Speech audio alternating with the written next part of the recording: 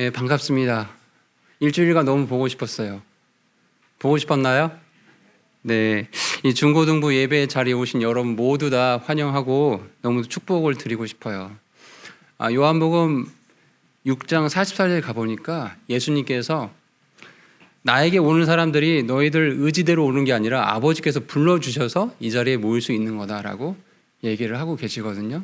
그러니까 여러분이 지금 이 자리에 이 주일 오후 2시에 여러분의 선택으로 온 것 같지만 사실 하나님께서 여러분 한 사람 한 사람을 이 자리로 불러주셨다. 이런 귀한 마음을 가지고 오늘 이 말씀을 함께 살펴보고자 합니다. 오늘 본문의 핵심적인 말씀 요한복음 11장 25, 26절에 뭐라 하고 있죠? 여러분 같이 다시 한번 읽어볼까요? 시작. 예수님께서 그녀에게 이르시되 나는 부활이요 생명이니 나를 믿는 자는 죽어도 살겠고 누구든지 살아서 나를 믿는 자는 결코 죽지 아니라 이것을 내가 믿느냐라고 물어보셨어요. 여러분 정말 믿어요? 이 말씀을 정말 아멘! 믿습니다! 이렇게 대답을 할 수 있나요? 이 말씀은 너무나 위대한 말씀이에요. 인간의 언어로 우리가 읽었지만 너무나 위대한 말씀인 것 같아요. 예수님 믿는 자에게 나는 부활이요 생명이니 누구든지 나를 믿는 자는 죽어도 살겠고 누구든지 살아서 나를 믿는 자는 결코 죽지 할 거다. 이것을 정말 믿느냐라고 물어보시는 이 위대한 말씀의 의미를 이 시간 함께 나눠보려고 합니다. 특별히 여기서 보면 죽음의 얘기들이 나오고 있잖아요. 그래서 오늘은 이 영원한 생명과 죽음과 관련돼서 말씀을 전달하도록 할게요. 혹은 이렇게 정해왔어요. 장례식을 치르며 깨달은 거. 이 장례식 얘기는 설교 후반부에 하도록 하겠습니다. 자, 어떤 장면이죠? 우리가 흔히 장례식장에서 볼 수 있는 헌화하는 장면이에요.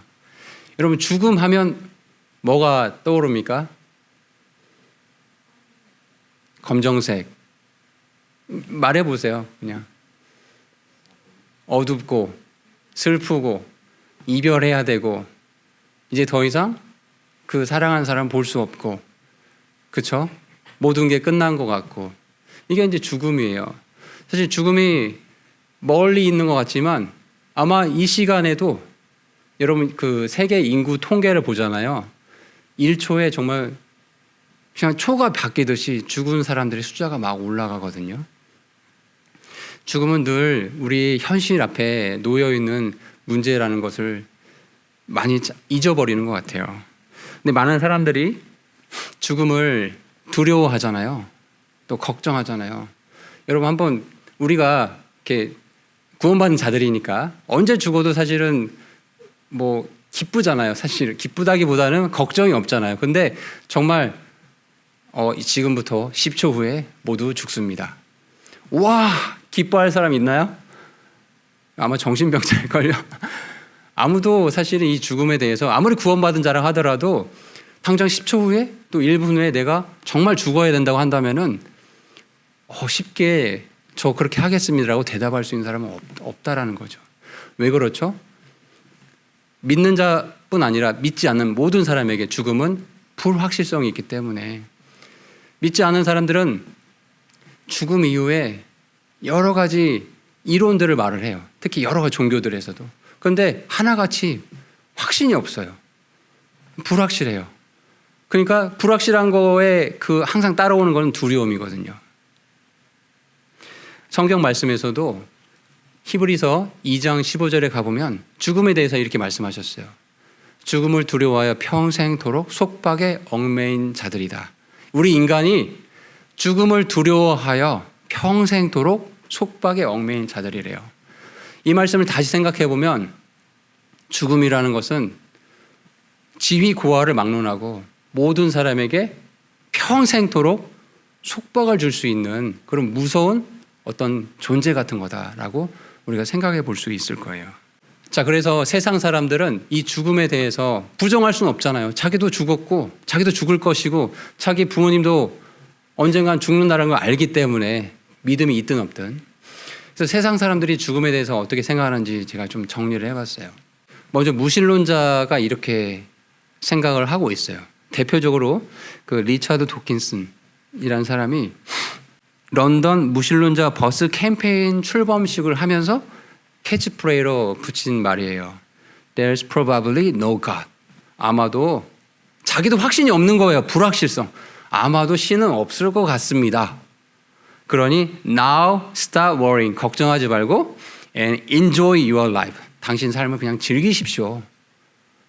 많은 무신론자들, 신이 없다고 생각하는 사람들, 종교는 연약한 사람들이 믿는 거야 라고 이렇게 큰 소리 치는 사람들은 다 이런 주장에 동의를 하죠. 근데 이 사람도 probably, 아마도 자기도 잘 모르겠다는 거죠. 불확실한 거니까. 자, 그러면 종교인들은 어떻게 얘기를 하는지 좀 보겠습니다. 모든 종교에 마법의 공식 3가지가 있어요. 어떤 종교든 이 3가지를 다 강조해요. 첫 번째, 신을 믿어라. 무슬림은 마호메트를 믿으라고 할 거고, 그죠? 불교는 부처를 믿으라고 할 거고, 그 각종 종교의 신이 있어요. 신을 믿으라고 강조해요. 두 번째, 그 강조하는 그 신이 말하는 내용들이 있을 거 아니에요. 그 법을 지켜야 된다. 그리고 그 자기들이 말하는 종교 의식을 잘 준수하면 어쩌면 죽음 이후에 좋은 곳에 갈 수 있을지도 모른다라고 얘기를 해요. 이 종교를 크게 2가지로 나눌 수 있는데 신이 있는 종교하고 신이 없는 종교로 나눌 수 있어요. 예를 들어서 뭐 유교나 도교 이런 거는 신이 없어요, 사실은. 믿는 신이 있는 게 아니거든요. 그러니까 우리가 유교하면 공자를 생각하지만 공자가 신은 아니거든요. 근데 그렇게 신이 없는 종교들, 특히 일본 같은 경우는 신도교라는 걸 믿어요. 거기도 신이 없어요. 근데 그렇게 신이 없는 종교들이 늘 강조하는 건 그냥 현세 세상을 착실하게, 착하게, 선하게 사는 게 중요하다. 이것만 강조해요. 여러분, 근데 이 사람들의 논리를 잘 생각을 해보세요. 아니, 신이 없고 이 현세 세상 이후에, 죽음 이후에 어떻게 될지는 잘 모르겠어. 유교나 도교가 그렇게 얘기를 하거든요. 근데 왜 착하게 살아야 되죠? 그러면 대답이 좀 어렵죠. 자, 그리고 대표적으로 그러면 신이 있는 종교들을 볼게요. 무슬림이에요.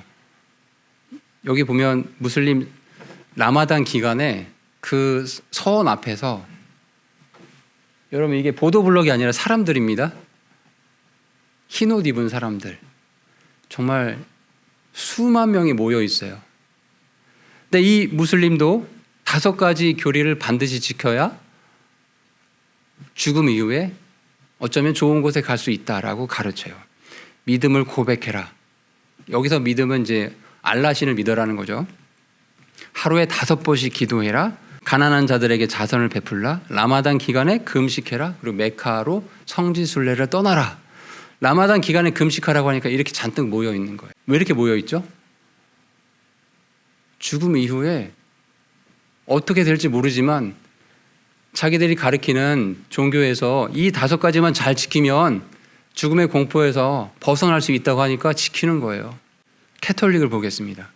성경에 없는 걸 가르치는 카톨릭에서는 7가지 성사, 성스러운 일이에요. 그걸 지켜야 된대요. 자, 태어나면 유아 세례를 해요. 그리고 고해성사, 성찬성사, 견진성사, 결혼성사, 신품성사, 병자성사까지 이 모든 걸 다 해야 운 좋으면 바로 천국에 가고 운 나쁘면 연옥에 떨어지고. 이걸 또 카톨릭에서는 가르쳐요. 이렇게 무신론자들이나 또 일반 종교를 가진 사람들이 죽음이 불확실하니까, 두려운 존재니까 이 문제를 해결하고자 나름대로 방법을 내지만 자기들도 확신이 없는 거예요. 그런데 우리는 진리 되신 예수님께서 우리의 구원자가 되셨어요. 맞나요? 근데 우리 예수님은 이렇게 probably, 어쩌면 이런 식의 말씀을 하지 않았다라는 거예요. 이게 놀랍다라는 거죠. 참 하나님이신 예수님께서 말씀하신 이 내용하고 무슬림이나 카톨릭, 그 밖에 많은 종교들이 말하는 내용하고 비교할 수 없다라는 거죠. 오늘 이 본문에서 예수님과 이제 말씀을 드리기 전에 이걸 말씀을 또 드려야 되겠구나. 그래서 이제 이 모든 종교가 영원한 삶을 얻기 위해서 이제 공통적인 가르치는 게 있어요. 혹시 뭘 것 같아요? 종교에 관계없이 모든 종교가 영원한 삶을 너네가 살고 싶냐? 해야 되는 게 있다. 뭘 가리킬 것 같아요? 네 스스로 해야 된다는 거예요. 알라가 해결해 주지 못하고 부처가 해결해 주지 못하고 공자가 해결해 주지 못하니까 너 스스로 해야 된다라고 해서 수많은 족쇄를 달아놨어요. 이거 해야 된다, 저거 해야 된다, 이거 하지 말아라, 저거 하지 말아라. 착한 일 해야, 선을 행해야 어쩌면 연옥에 갈 수 있을 거고 더 좋으면 천국에 갈 수 있을지도 모른다.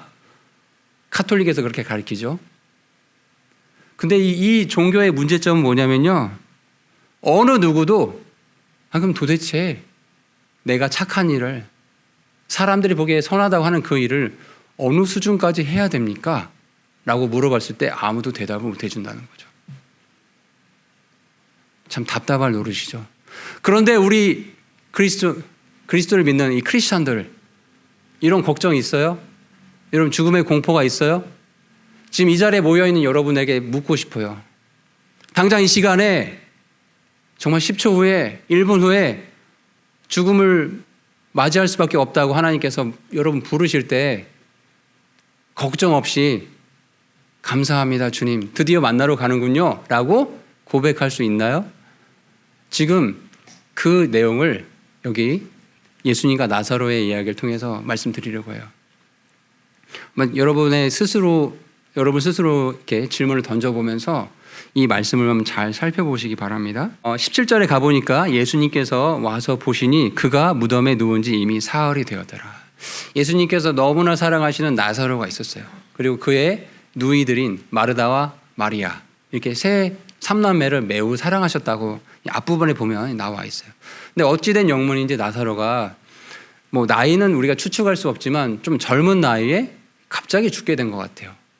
그래서 죽은 지 이제 사흘, 4일이나 시간이 지나버렸어요. 자, 그랬더니 이제 많은 사람들이 19절에 가보니까 유대인들 중에 많은 자들이 마르다와 마리아에게 와서 그들의 오라베에 관하여 그들을 위로하고 있어요. 죽음이라는 건 참 슬픈 일이기 때문에 위로를 해주고 있는 거죠. 자, 20절에 가보니까 그때 이제 마르다가 예수님께서 오신다는 말을 듣고 곧바로 그분을 맞이하러 가요. 이제 그러면서 이제 21절에 이렇게 얘기를 합니다. 마르다가 이제 예수님께 와서 이렇게 얘기를 하죠. 주여, 주께서 여기 계셨더라면 내 오라비가 죽지 아니하였을 겁니다. 주님께서 여기 계셨더라면 하고 이렇게 후회를 하고 있어요. 많은 사람들이 어쩌면 저도 참 후회를 많이 하고 여러분도 아마 과거에 대해서 후회를 많이 할 거예요. 뭐뭐뭐 했었더라면 제가 이렇게 좀 달라졌을 겁니다. 자, 이런 후회의 모습들이 있는데 후회는 꼭 자책과 연결이 되고 있죠. 마르다가 예수님께 이렇게 질문하는 모습은 인간의 공통적인 모습이에요. 죽음 앞에서 모두 다 후회를 하거든요. 그래서 일본 호스피스 전문의 오츠 슈이치라는 사람이 이런 책을 썼대요. 죽을 때 후회하는 25가지. 이건 뭘 후회할 것 같아요? 돈을 한 100억 정도 벌었어야 되는데 이걸 후회할까요? 또 내가 명예, 장관이나 대통령 정도까지는 해봤어야 되는데 이런 거 후회했을까요? 후회하는 내용을 가만히 제가 목록을 이렇게 읽어봤는데 여러분에게 좀 소개를 해드리고 싶어요. 첫 번째는 사랑하는 사람에게 고맙다는 말을 했었더라면 이걸 가장 많이 후회한대요. 그리고 진짜 하고 싶은 일을 했었더라면, 죽도록 일만 하지 않았더라면. 근데 마지막에 후회하는 게 뭔 줄 알아요? 신의 가르침을 알았더라면.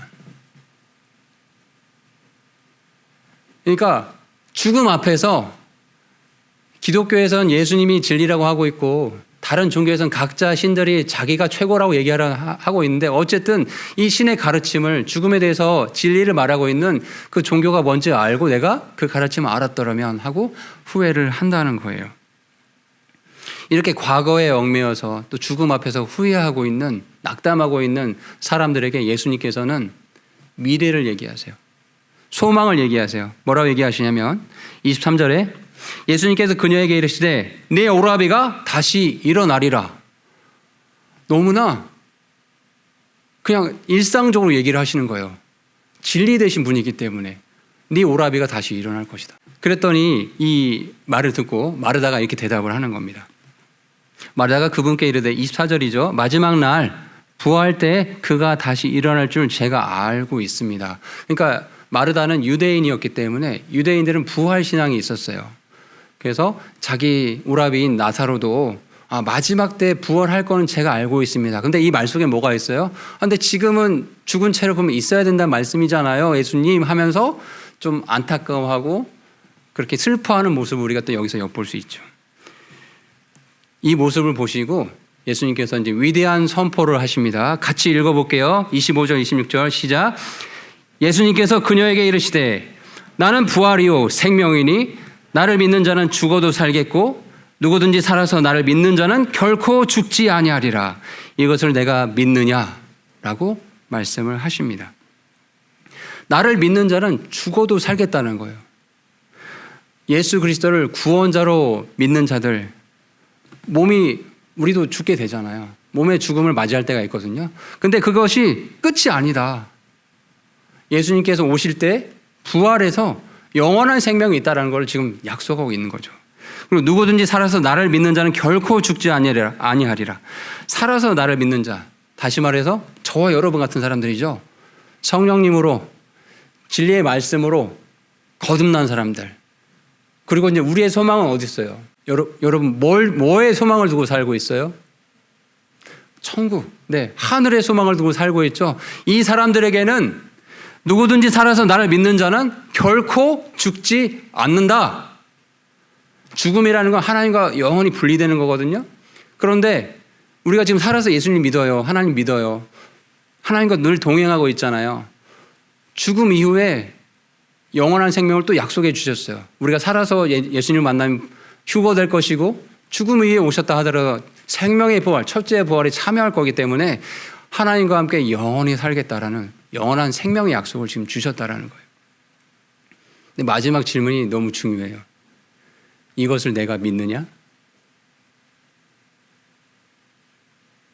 여러분 이름을 한번 불러보고 싶어요.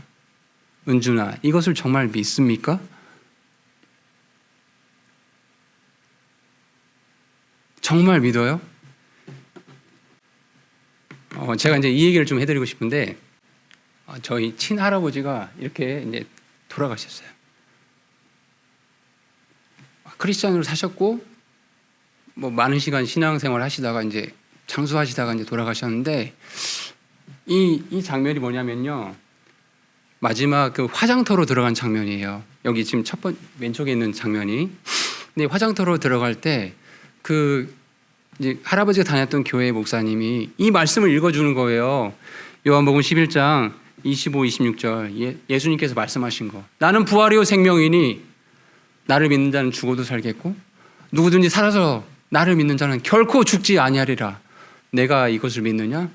했을 때 우리는 이걸 믿습니다라고 얘기하시고 담담하게 이 화장터로 들어가는 할아버지를 보내드렸거든요. 근데 그 일을 겪으면서 저에게 물어봤어요. 정말 믿고 있는가? 계속 뇌리에 울리는 거예요. 정말 이 말씀을 믿고 있는가? 우리가 구원 교회에 오면은 이 얘기 참 많이 듣잖아요. 그리고 어떻게 하면 구원받느냐 설명해보라 하면 기계처럼 말하기도 하잖아요. 어쩌면 단답형으로 말하기도 하고. 그런데 정말 우리가 믿고 있는 그 예수님이 부활이요 생명이시고 나를 믿는 자는 죽지 않는다. 누구든지 살아서 나를 믿는 자는 결코 죽지 않는다고 말씀하셨는데 이것을 정말 믿고 있는가? 이 질문을 정말 진지하게 저에게 던져봤어요. 그리고 이 장례식장에서 깨달은 게 있어서 말씀을 드리고자 하는 거예요. 모든 사람이 죽음 앞에서 후회를 하잖아요. 이 자리에 와보니까 믿지 아니한 저희 가족들이 있거든요. 엄청 우는 거예요. 막 후회하고 뭐 좀 했을 걸. 아버님이니까 아버님한테 뭐 했을 거 했어야 됐었는데 하면서 굉장히 많이 후회를 하는 거예요. 근데 저는 되게 담담하게 보내드렸어요. 왜냐하면 천국 가서 다시 만날 소망이 있으니까. 이게 크리스찬들, 생명이 되신 예수님을 믿는 자들하고 그냥 내 생각대로 나름대로 열심히 선을 행하며 사는 보통의 사람들과의 삶의 질의 차이구나, 소망의 차이구나, 이런 것들을 이제 느끼게 되었어요.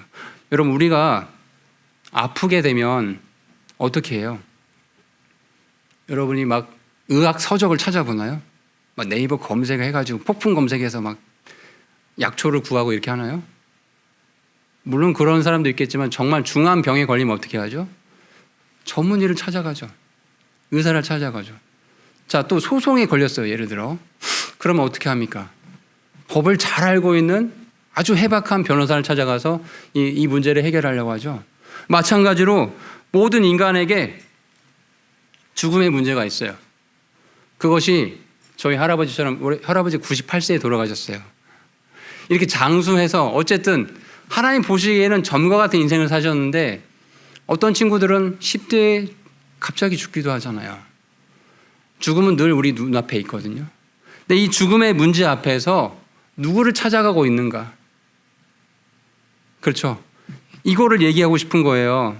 이 죽음의 문제 앞에서 정말 진리 되신 예수님을 내 앞에 두고 있으면서도 아직도 발견하지 못하고 있는 건 아닌가. 여러분, 중고등부 우리 친구들에게 이걸 얘기해 주고 싶었어요. 여러분, 그 요한복음에서 앞으로 한번 가보세요. 요한복음 5장 24절입니다. 예수님께서 이렇게 얘기하셨어요. 진실로 진실로 내가 너희에게 이르노니 내 말을 듣고 나를 보내신 분을 믿는 자는 영존한 생명이 있대요. 여러분, 이걸 그냥 글자로 읽지 마세요. 여러분의 운명을 가르는 말씀이거든요. 내 말을 듣고, 성경에 기록된 예수님의 말씀을 듣고 나를 보내신 분, 이 천지를 창조하신 하나님을 믿는 자는 그 사람에게는 영존한 생명이 있다고 말씀하셔요. 정죄에 이르지 아니한다.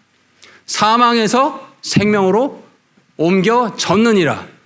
여러분, 영어에 가보시면, 이 표현의 영어를 가보시면 is past, 지금도 믿으면 사망에서 생명으로 옮겨진다는 거예요. 이것을 믿습니까? 또 한 가지 말씀 볼게요. 로마서 6장 23절입니다. 죄의 삭은 사망이에요. 아담의 범죄로 인해서 저도 죽을 거고 여러분도 죽을 거예요. 저희 할아버지가 98세에 죽은 것처럼. 죄의 삭은 사망이나 하나님의 선물은 예수 그리스도, 우리 주를 통해 얻는 영원한 생명이니라. 여러분, 이 선물 받으셨어요? 하나님이 준비하신 선물 받으셨습니까? 하나님이 준비하신 이 영원한 생명을 지금 내가 갖고 있나요? 누리고 있나요? 잠시 오늘은 제가 구원의 초청을 좀 하고 싶어요. 두 눈을 감고 이렇게 한번 가슴에 손을 얹어보세요. 그리고 마음속으로 대답을 해보세요. 로마서 6장 23절에 죄의 삭은 사망이나 하나님의 선물은 예수 그리스도 우리 주를 통해 얻는 영원한 생명이니라. 여러분 마음속에 이 생명이 있습니까? 이 마음속으로 대답을 해보세요. 나는 부활이요 생명이니 나를 믿는 자는 죽어도 살겠고 누구든지 살아서 나를 믿는 자는 결코 죽지 아니하리라. 이것을 내가 믿느냐? 이 질문에 아멘, 믿습니다 라고 대답이 되시나요? 만약에 이 질문에 대답이 잘 나오지 않는다고 한다면 얘기해 주세요. 여러분 분반 선생님께도 얘기를 해주세요. 그래서 정말 하루빨리 이 죽음의 문제에서 해결을 받아야 돼요. 죽음의 전문가인 예수님께 와야 돼요. 예수님만 해결해 주실 수 있거든요. 예수님께 나와야 됩니다. 구원받는 길은 어렵지 않아요. 로마서 10장에 가보니까 9절 10절에 내가 만일 내 입으로 주 예수님을 시인하래요. 어떻게? 하나님께서 그분을 죽은 자들로부터 살리신 것을 내가 입으로 시인하면 된대요. 그걸 그리고 마음으로 믿으면 구원을 받는 거라고 말씀하고 있어요. 사람이 마음으로 믿어 의에 이르고 입으로 시인하여 구원에 이르느니라. 이 말씀이 기록되어 있습니다. 제가 오늘 이제 눈을 떠도 돼요. 제가 오늘 이 설교 시작하면서 기도를 했어요. 오늘이 여러분 인생의 가장 중요한 날이다. 다음 주에 이 자리에 건강한 모습으로 예배 드릴 수 있다라고 장담할 수 있는 사람이 있나요, 없나요? 저는 장담 못해요. 그렇기 때문에 오늘 여러분의 결단이 영원한 생명이냐, 영원한 심판이냐, 그걸 가르는 기로에 서 있다고 생각하셨으면 좋겠어요. 그리고 아까 전에 질문 드렸죠? 예수님께서 말씀하신 나는 부활이요 생명이다. 이 말씀에 정말 이걸 믿느냐라고 질문했을 때 대답이 선뜻 안 나온 친구들은 부끄러운 일이 아니거든요. 얘기를 해주세요. 돕고 싶어요. 여러분 영원한 생명 얻는 길을 그 하나님께서 예비하신 선물을 같이 나눠주고 싶어요.